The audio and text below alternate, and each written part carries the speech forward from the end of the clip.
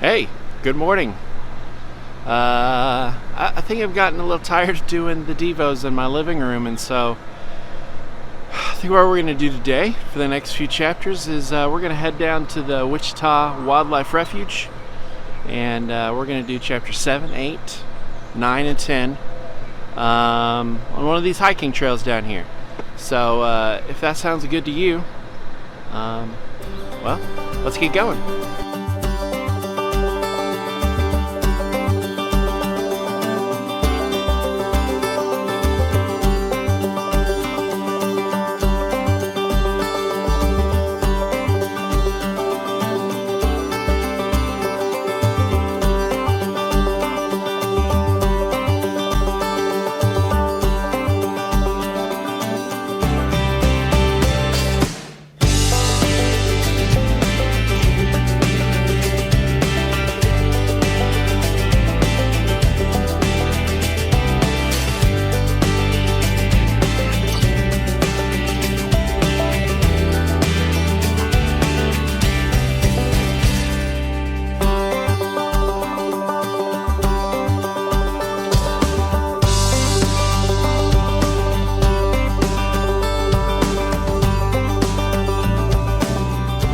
Alright, here we are, Elk Trail.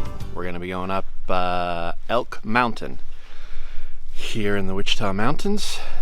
Starts, I don't know if you can see that bridge back there, but that's where our trail starts, and we'll go ahead and find a place somewhere to sit down and do Psalm chapter 7. So in the meantime, you can get your Bible out, and I'll see you in a minute.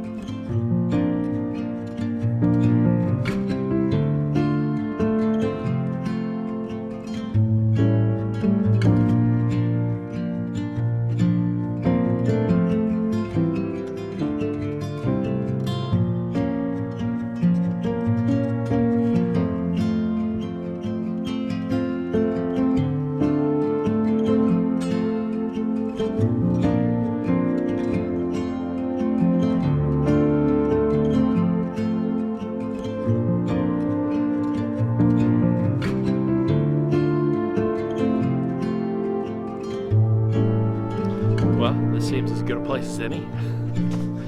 It's a beautiful morning out here, moving up the Elk Trail, and so I thought this would be a good spot to take a look at Psalm chapter 7, which begins this way: O Lord my God, in you do I take refuge. Save me from all my pursuers and deliver me, lest like a lion they tear my soul apart, rending it into pieces with none to deliver. O Lord my God, if I have done this, if there's wrong in my hands, if I have repaid my friend with evil or plundered my enemy without cause, let the enemy pursue my soul and overtake it, and let him trample my life to the ground and lay my glory in the dust.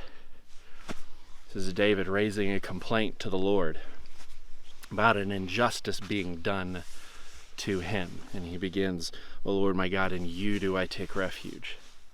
God, I bring this dilemma, this problem, this drama, this controversy to you. See, he's being accused, he's being slandered, and he knows he's right. He says, I know this is not true. I know I didn't do the things I'm accused of. If I've repaid my friend with evil or plundered my enemy without cause, he says. Have you ever been in that place where you knew you were in the right? You know, sometimes we get in an argument and, there's some definite shades of gray there. And maybe we know it's just kind of one opinion against another opinion. But sometimes we get into a place and we know we are right. We know we've done no wrong. We know we've said nothing wrong. And that the one who is against us, whether that be another person, or maybe even just circumstances, or maybe even struggles within ourselves. You see, when we get into that place where we know we are right, again, beyond a shadow of a doubt, the temptation is then to take justice into our own hands, to settle the score.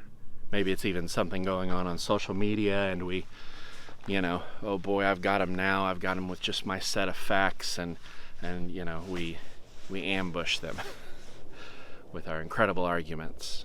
Or maybe this happens at work, or some dispute with a neighbor. Or again, maybe it's that struggle within ourselves, the temptations and weaknesses with which we struggle, that we're sure we have cornered and defeated this time.